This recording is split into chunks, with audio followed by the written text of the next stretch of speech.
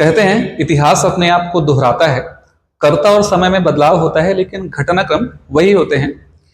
सरबपुरी राजवंशी शासकों ने अपने स्वामी वाकाटक वंशी शासकों की दुर्बलता का लाभ उठाकर जिस तरीके से अपने आप को दक्षिण कौशल में स्थापित किया, उसी की अनुकृति सोमवंशी अर्थात अमरकंटक के मैकाल क्षेत्र में रहने वाले पांडुवंशी शासकों ने भी दक्षिण कौशल में अपने आप को स्थापित किया।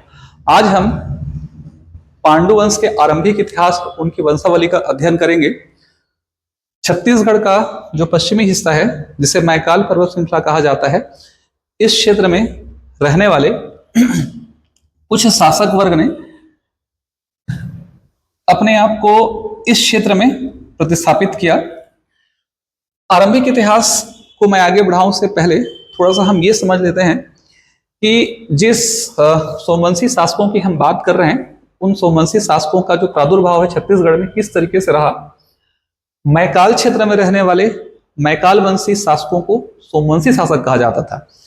जैसे कुछ लोग अपनी उत्पत्ति सूर्य से मानते हैं, इसलिए अपने नाम के आगे सूर्यवंशी लगाते हैं। कुछ लोग अपनी उत्पत्ति चंद्रमा से मानते हैं, इसलिए अपने नाम के आगे सोमवंशी लगाते हैं। ऐसा ही सोमवंशी टाइटल इस क्षेत्र के रहने वाले लोग, राजाओं ने अपने नाम के साथ जोड़ा। कालांतर में यह ध्यान रखिएगा, 5वीं शताब्दी के क्षेत्र में मैकाल के क्षेत्र में रहने वाले जो लोग हैं वो मैकाल के सोमवंशी शासक कहलाए। 6वीं से लेकर 7वीं शताब्दी के बीच में यहां से उनकी एक शाखा स्थापित होकर दक्षिण कौशल के क्षेत्र में चली गई, और यहां रहने वाले लोगों ने अपने आप को अपने परवर्ती सोमवंशी शासकों से भिन्नता प्रकट करने के लिए पांडुवंशी कहलाना आरंभ कर दिया। अपने आप को पांडव के वंशों से उन्होंने जोड़ करके अपने आप को पांडुवंशी कहा। उसके बाद आगे जो है इनकी एक शाखा यहां से उठ करके उड़ीसा के क्षेत्र में चली गई।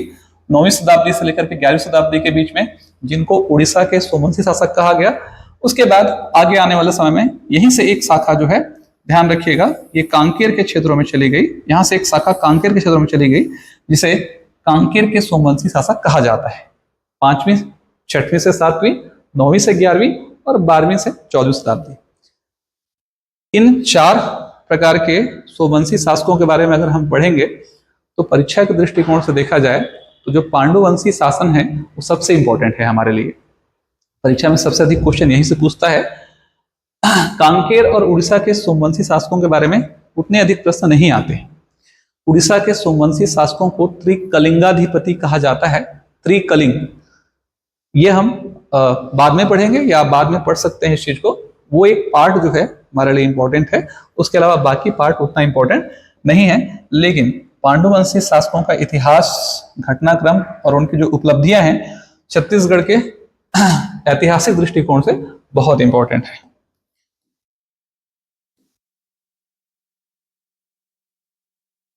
चलिए शुरू कर देते हैं। इनका आरंभिक इतिहास क्या था। कुछ स्थान मैंने यहां पर फिल नहीं किए हैं, आप और मैं दोनों मिल के पढ़ते पढ़ते साथ में फिल करेंगे। आपने पहले भी तैयारी की होगी तो देखते हैं कि कितनी मेमोरी पावर आपकी तेज है। आरंभिक इतिहास की अगर हम चर्चा करें तो उदयन के बारे में आपको यहां ध्यान रखिएगा। कालिंजर,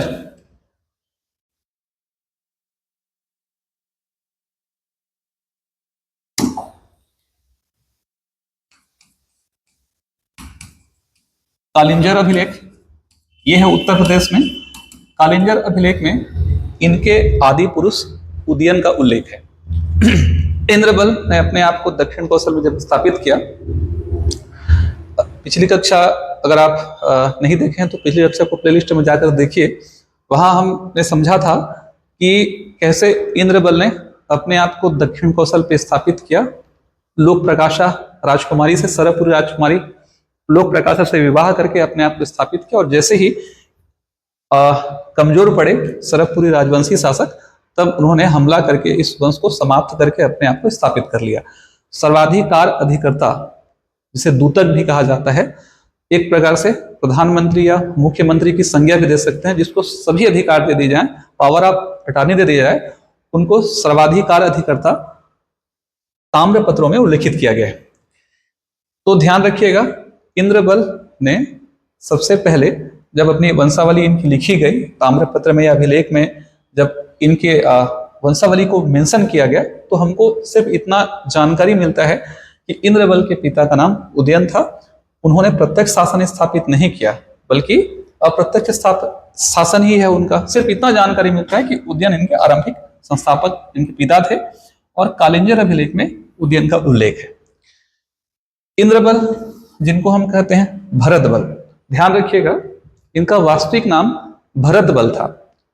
इंद्र के जैसा बल हो, ऐसा उन्होंने अपने आप को विभूषित किया था, इंद्र के जैसा बल या शक्तिशाली, इसलिए अपने नाम के आगे उन्होंने इंद्रबल रखा।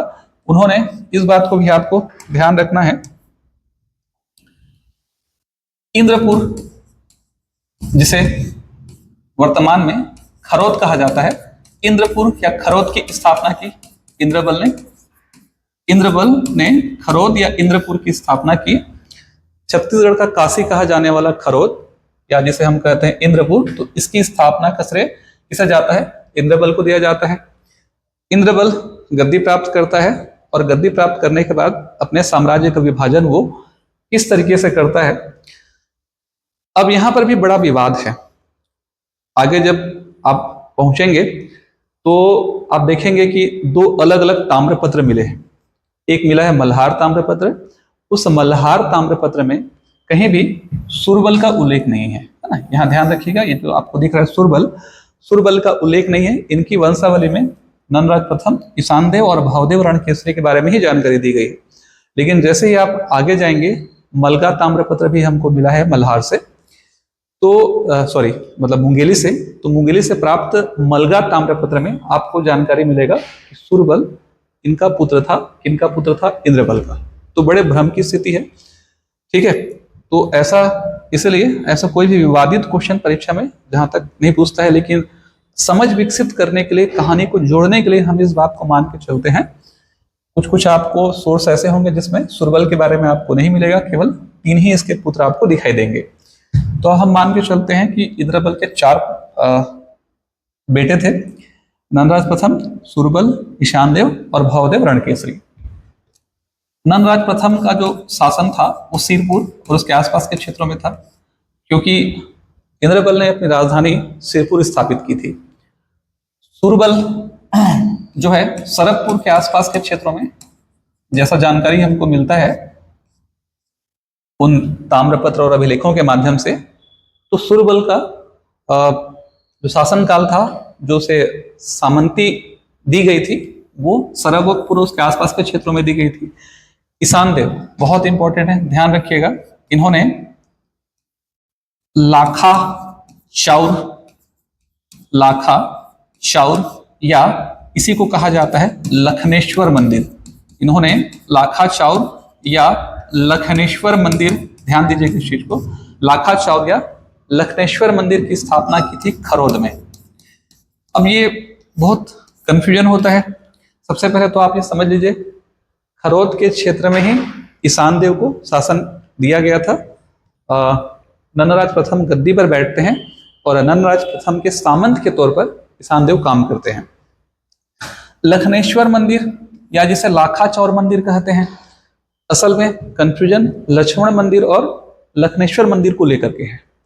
इस बात को आप ये समझ लीजिए, लक्ष्य संस्कृत का शब्द है जिसका तात्पर्य होता है लाख। कहा जाता है कि इस मंदिर में अगर आप 1.25 लाख चावल के दाने चढ़ाएंगे तो आपकी सारी मनोकामना जो है पूरी होगी, ठीक है।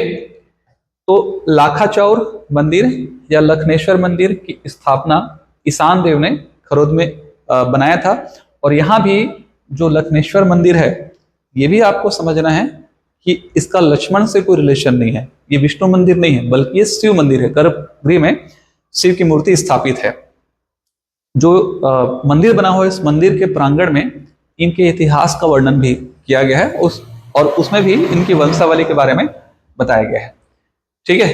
तो ध्यान रखिए इस चीज को। भवदेव रणकेसरी की अगर हम बात करेंगे तो भवदेव रणकेसरी का एक शिलालेख मिला है, भांदक शिलालेख। ये मिला है अपने को चांदा महाराष्ट्र में।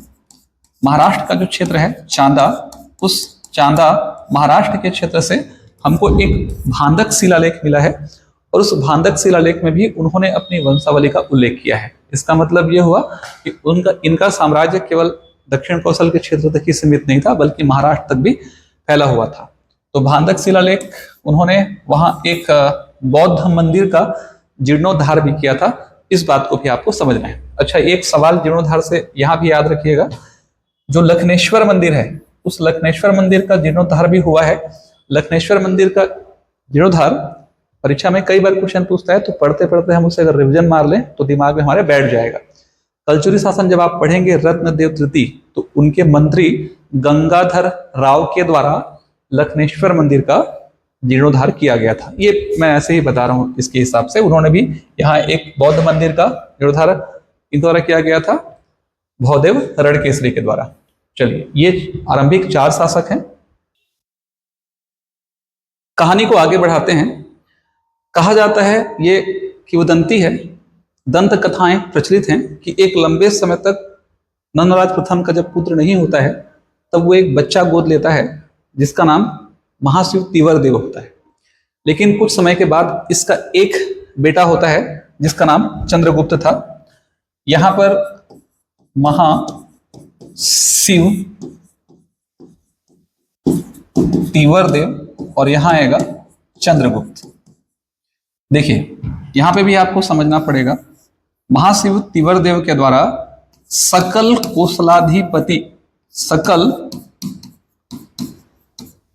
कोसलाधिपति की उपाधि ग्रहण की गई थी। एक बार मैं रिपीट कर देता हूं, मैंने क्या कहा। प्रचलित है कि नंदराज प्रथम का जब एक बेटा नहीं होता है, तो एक बच्चे को गोद लेता है जिसका नाम महाशिव तिवर देव था, और उसके होने के गोद लेने के कुछ समय के बाद उसका एक बेटा हो जाता है जिसका नाम चंद्रगुप्त था। यहां आपको समझना पड़ेगा कि जब महाशिव तिवर देव गद्दी पर बैठता है, तो बैठने के बाद वो सकल कोसलाधिपति की उपाधि ग्रहण करता है। सकल कौशल अधिपति, पूरे कौशल का अधिपति। इस बात को भी आपको समझना पड़ेगा कि पूरे छत्तीसगढ़ के इतिहास में केवल 2 ही ऐसे शासक हुए हैं जिन्होंने सकल कौशलाधिपति की उपाधि धारण की थी। एक थे महाशिव तिवर देव, और एक आगे आएंगे कलचुरी वंश के शासक पृथ्वीदेव प्रथम। ये दोनों शासक ऐसे हुए हैं जिन्होंने सकल कौशलाधिपति की उपाधि धारण की थी। यहाँ कुछ मानक अलग हैं, वहां कुछ मानक अलग हैं। जब आप कलचुरी पढ़ेंगे तब समझेंगे कि 21,000 गांव के स्वामी को क्या कहा जाता था? सकल कौशलाधिपति कहा जाता था। यहाँ ऐसा नहीं था, पूरे कौशल का अधिपति जो है क्या होगा? सकल कौशलाधिपति होगा।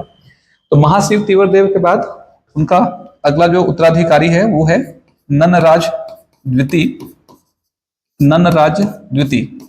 अपने दादा के नाम का अनुकरण करते हुए उन्होंने अपना नाम ननराज द्वितीय रखा। ननराज द्वितीय का कोई भी बेटा नहीं होता है, और उसके उत्तराधिकारी के बगैर जब मृत्यु होती है तो गद्दी सीधा उसके चाचा के हाथ में चली जाती है। उनका चाचा है चंद्रगुप्त।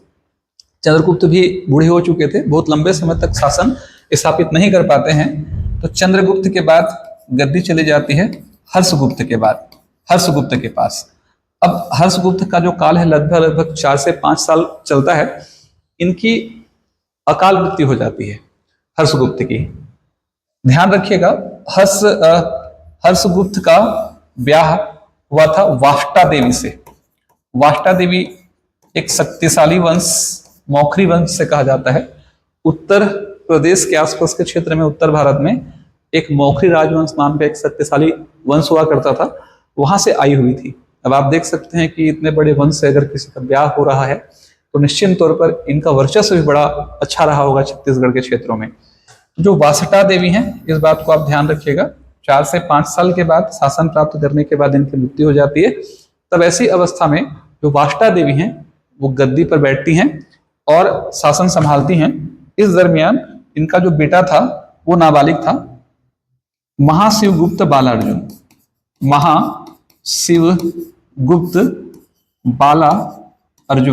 महाशिवगुप्त बालार्जुन एक नाम है, अर्जुन अलग से जुड़ा हुआ नहीं, बालार्जुन, बाला के बाद फिर जगह की कमी से ये अर्जुन, बालार्जुन।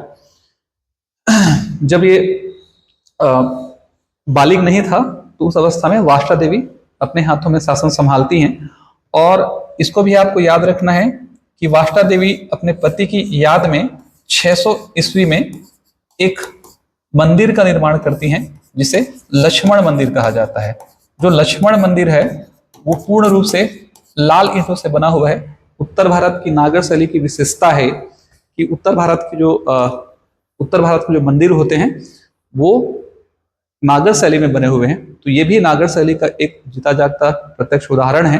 पूर्णतः लाल ईंटों से बना हुआ ये विष्णु का मंदिर है। लक्ष्मण मंदिर का तात्पर्य है गर्भगृह में भगवान विष्णु शेषनाग की सैया पर लेटे हुए हैं। शेषनाग ही त्रेता युग में राम के छोटे अनुज लक्ष्मण के रूप में उत्पन्न हुए थे, इसीलिए लक्ष्मण को शेषनाग का अवतार कहा जाता है। इसलिए हमेशा लक्ष्मण जो है फुफकारते रहते थे शेषनाग की तरह। तो इसीलिए उस मंदिर को लक्ष्मण मंदिर के नाम से जाना जाता है। इन दो मंदिरों में कंफ्यूजन बहुत होता है, वो लखनेश्वर मंदिर है वे लक्ष्मण मंदिर है। ठीक है, तो वाष्टा देवी ने उनकी याद में लक्ष्मण मंदिर का निर्माण कार्य आरंभ किया, लेकिन वो पूरा नहीं कर पाते हैं और उनकी मृत्यु हो जाती है। ठीक है, तो इस मंदिर के निर्माण कार्य को पूरा करते हैं महाशिवगुप्त बाला अर्जुन। तो महाशिवगुप्त बाला अर्जुन का जो काल है, इस बात को भी आपको समझना है कि दक्षिण कौशल का या छत्तीसगढ़ का स्वर्ण युग कहा जाता है। इसे डिटेल में हम समझेंगे क्यों कहा जाता है, आगे जानेंगे। तो महाशिवगुप्त बाला अर्जुन का काल ध्यान रखिएगा छत्तीसगढ़ का स्वर्ण युग कहा जाता है। जितने भी शासक आप होंगे देख सकते हैं, इन्होंने गुप्त, यहाँ गुप्त और यहाँ भी गुप्त, नाम के आगे गुप्तों की सत्ता को स्वीकार करने के, क्योंकि समकालीन में है ये गुप्तों के, और भारत में गुप्त काल का शासन था और अप्रत्यक्ष प्रभाव कहीं ना कहीं गुप्तों का छत्तीसगढ़ पे भी था। तो अपने आप को विभूषित करने के लिए उन्होंने नाम के आगे तीनों ने गुप्त लगाया। महाशिव, ये वैष्णव धर्म को इन्होंने पोषित किया, ऐसा नहीं है कि पोषित नहीं किया, लेकिन खुद ये शैव धर्म को मानते थे, इसलिए नाम के आगे उन्होंने शिव लगाया। बचपन से ही उनको अर्जुन के समान तीर चलाने में पारंगत हासिल थी, इसीलिए महाशिवगुप्त बालार्जुन के नाम से इनको जाना गया। ठीक है, तो ये अच्छा, एक चीज और जो बहुत महत्वपूर्ण है आगे, कौशल मंडल अधिपति, परीक्षा में ये सब पूछता है। कौशल मंडल अधिपति, कौशल मंडल अधिपति की उपाधि भी नन्नराज द्वितीय के द्वारा धारण की गई थी। तो ये इसके बाद ध्यान रखिएगा, रणकेसरी, इनके एक और भाई थे। रणकेसरी जो है हर्षगुप्त के दो बेटे थे, महाशिवगुप्त बालार्जुन और एक रणकेसरी। ठीक है, आगे आने वाले समय में शिवनंदी इस वंश का अंतिम शासक होता है। ठीक है, शिवनंदी इस वंश का अंतिम शासक है। तो ये एक वंशावली है, एक ओवरव्यू है। अगर आप इतने हिस्से को ही अगर पढ़ लेते हैं कहीं पर इस दृष्टिकोण से, तो कहीं ना कहीं आप पांडु वंश के बहुत सारे महत्वपूर्ण बिंदुओं को अपने दिमाग में बैठा सकते हैं और आगे की जो कहानी है लिंक्ड होगी अगली कहानी से, तो वो समझ विकसित होगी। इसलिए पहले इस कक्षा को हम पूरा करते हैं, उसके बाद फिर अगले क्लास में पांडु वंश को डिटेल में हम पढ़ेंगे। सभी को थैंक यू। वीडियो अच्छा लगे जरूर लाइक कीजिएगा।